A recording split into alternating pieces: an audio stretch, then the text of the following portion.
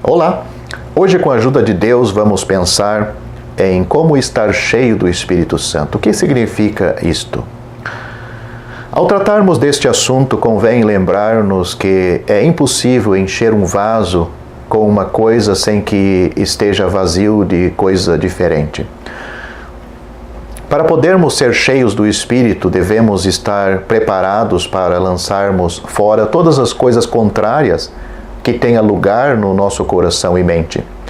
As coisas que impedem comunhão com o Senhor terão de ser abandonadas se queremos ser assim cheios do Espírito Santo. Nós devemos procurar ser cheios do Espírito Santo, mas compreendamos bem que Deus não nos enche do seu Espírito do lado de fora, mas no interior, e do interior, do lado de dentro. Uma visita não enche a nossa casa? Fica apenas naquela parte da casa onde a tivermos reservado? Se, porém, colocarmos toda a casa ao seu dispor, dando-lhe as chaves de todas as dependências e armários, ele então enche o estabelecimento. Não é que ele venha de fora, ele já se encontra lá, mas está agora, pelo nosso ato de entrega, de plena posse da casa e domínio absoluto. É o mesmo assim com o Espírito Santo. Muitas vezes o limitamos a certas partes das nossas experiências e vidas, mas ele deseja ficar em controle de tudo e possuir-nos completamente para o Senhor Jesus. Quando de maneira alegre entregamos ao seu domínio todo o estabelecimento do nosso ser, ele encontra-se em plena posse e, neste sentido, enche-nos. Como é singela e razoável esta verdade? Espero que você não tenha tomado por mero axioma a afirmação que nenhum vaso se pode encher de uma coisa sem ser esvaziado de outra. Também é verdade que, a não ser que se produza um vácuo por meio de um aparelho, nenhum vaso pode estar vazio de uma coisa sem estar cheia de outra.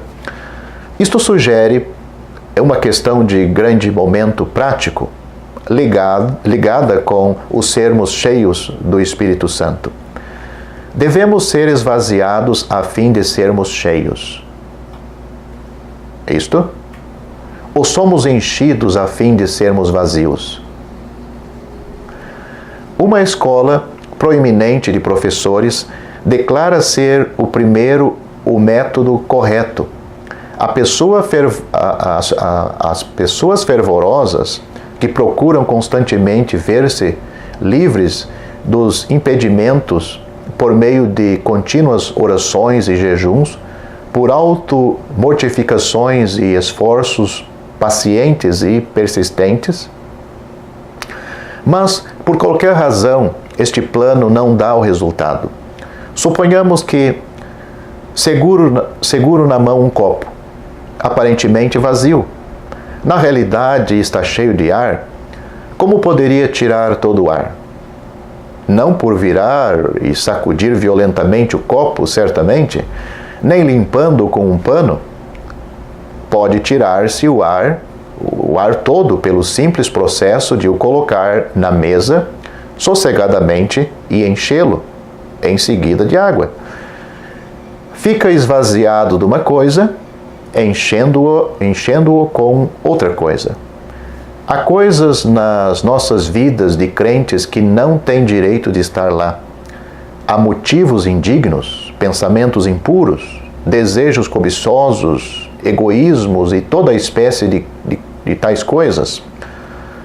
Precisam de ser lançadas fora, tão certamente como os vendilhões de gado e cambistas precisaram de ser expulsos do templo, feito pelo Senhor Jesus nos seus dias.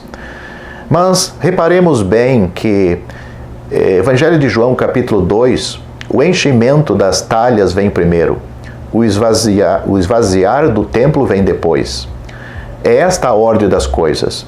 Quando levantamos os olhos para contemplarmos o rosto de Cristo, não tanto com o olho da fé confiante como com o da afeição profunda, quando ele se torna atraente aos nossos corações, o seu Espírito enche-nos a favor dele, e as coisas más são expulsas porque já não têm lugar. Experimentamos o que alguém chamou o poder expulsivo de uma nova afeição.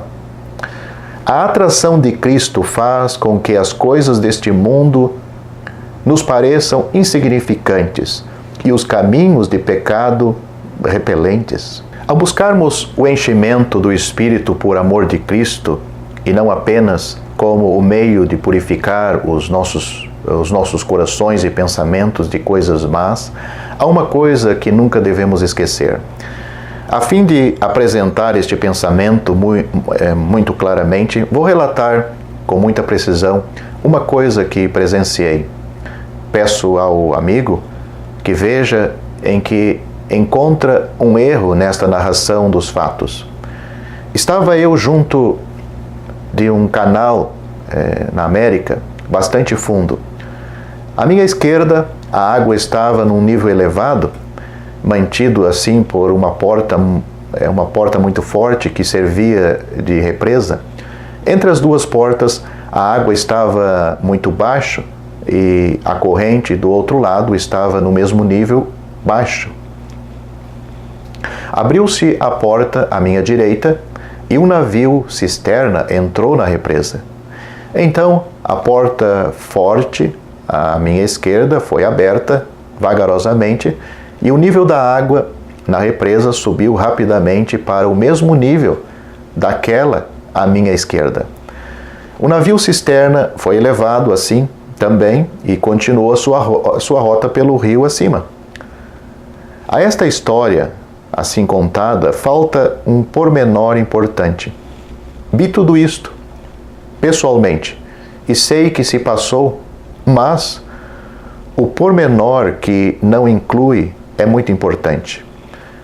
Omiti dizer que depois da entrada do navio cisterna na represa, a porta à minha direita foi fechada de novo, muito firmemente.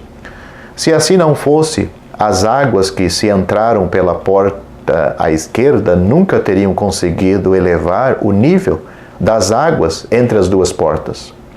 Nem o tanque, mas teriam corrido pelo leito na correnteza, sem utilidade. O amigo pode ver como esta história se aplica ao assunto que estávamos a tratar? Quando abrimos a porta do coração aos tesouros do amor, de amor que Cristo derrama neles, quando o Espírito Santo enche o nosso ser e domina a nossa vida para ser do Senhor Jesus, não devemos esquecer-nos de fechar aquela outra porta, a porta da nossa vida que conduz ao mundo de pecado. Mantenha essa porta fechada. Quando não, a maré de bênção e gozo fugirá e perder-se-á. Tu, quando orares, entra no teu aposento e, fechando a porta, ora. Não apenas a porta do aposento, mas a porta íntima da tua alma. Ao mesmo tempo, é necessário ter a janela aberta também, e não só a porta fechada. Sejamos como Daniel, no capítulo 5 de Daniel, abrindo a janela da alma para as grandiosas coisas de Deus, e a porta da alma fechada para tudo o que seja contrário. Muito se diz no Antigo Testamento acerca das atividades do Espírito Santo. Se não tivermos em mente a diferença entre os tempos antes de Cristo e hoje, podemos falhar na compreensão dessas coisas.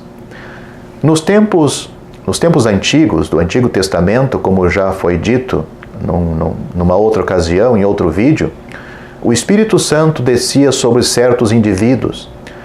No caso de 3 destes, por exemplo, Gideão, em Judas, capítulo 6, versículo 34, a expressão é muito interessante e significa que o Espírito Santo vestiu-se do homem em referência. Tomou inteira posse dele para um fim especial e até o cumprimento desse fim. Aqui temos a coisa que mais se aproxima no Antigo Testamento ao enchimento com o Espírito Santo, do qual tanto se lê no Novo Testamento. Mas sempre acontecia para um propósito excepcional. Não era a experiência normal dos instrumentos escolhidos, sobre os quais o Espírito descera, o mesmo poder. O mesmo se pode dizer quando o Espírito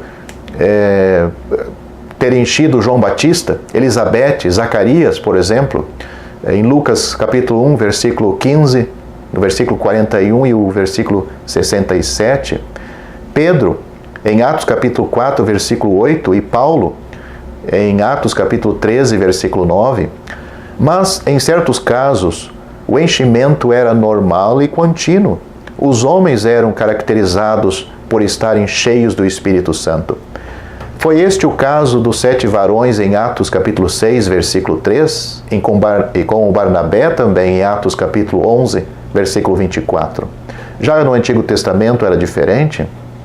Parece ter sido característico por algum tempo, pelo menos, dos discípulos em Antioquia da Pisídia, Atos capítulo 13, versículo 52, a exortação de Efésios 5 e 18 coloca fora de dúvida que a vontade de Deus é que este seja o estado normal, devido de cada crente em Cristo.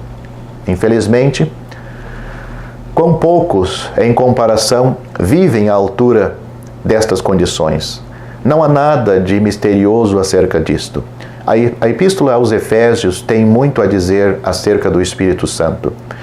A Epístola paralela quase nem fala acerca do Espírito Santo, mas salienta a glória pessoal de Cristo. Em Efésios, Paulo diz: enchei-vos do Espírito, ao passo que em Colossenses se diz: a palavra de Cristo habita em vós abundantemente, no capítulo 3, versículo 16. O que significa aqui a palavra? Tem uma tradução deste versículo que diz: a inspiração de Cristo habite no vosso meio. Significa quase a mesma coisa. Não é rigorosamente um assunto individual. Nas nossas relações uns com os outros, o Espírito Santo deve encher-nos e ativar-nos. O que será isto senão a palavra de Cristo em poder e na prática? Mais dele? Ouve-se dizer muitas vezes da boca de um crente emitindo um suspiro: sei que Deus me deu o seu Espírito Santo, mas suponho que preciso de orar pedindo mais dele. Não penso que isto seja correto. A verdadeira razão da nossa baixa condição espiritual não é que precisamos mais do Espírito Santo, mas sim que ele precisa mais de ti e de mim. Vamos considerar a seguinte ilustração. Uma visita vem hospedar-se na nossa casa durante algumas semanas. Tratamos o nosso hóspede com toda a cortesia, mas esperamos que ele se limite a ficar apenas naquela parte da casa que lhe tivermos franqueado ou temos permissão para ele. Ora, não é assim que o Espírito Santo deseja ser tratado. Ele veio fixar a sua residência em nós, não como mera visita ou hóspede, mas para tomar inteira posse de todo o prédio do nosso ser para o Senhor Jesus. Para que ele possa fazer isso, não devemos ter sessões reservadas na nossa vida, conservando fechadas alguns compartimentos do coração para não o deixarmos entrar. Devemos entregar-lhe, por assim dizer, todas as chaves e de tudo. As divisões da casa não têm grande importância qual seja o nome que damos a esta ação. Pode chamar-se consagração, ou rendição absoluta, ou qualquer outra coisa. Não é o nome que interessa, conquanto que se conheça a realidade deste pormenor. Mas uma coisa fica bem claro, e é que se desejarmos ficar cheios do Espírito Santo, devemos permitir que ele tenha domínio absoluto sobre nós. A necessidade premente da atualidade é que haja homens e mulheres dotadas de fé para entrarem na posse dos seus privilégios dados por Deus, o que não poderia o poder de Deus conseguir por meio de um grupo de pessoas vazias do mundo e cheias do Espírito Santo? Se você gostou deste vídeo, deixe seu joinha, isso nos ajudará a divulgá-lo. Também não se esqueça de inscrever-se em nosso canal, ative o sininho das notificações para que você receba os novos vídeos, deixe seus comentários. Obrigado por assistir este vídeo.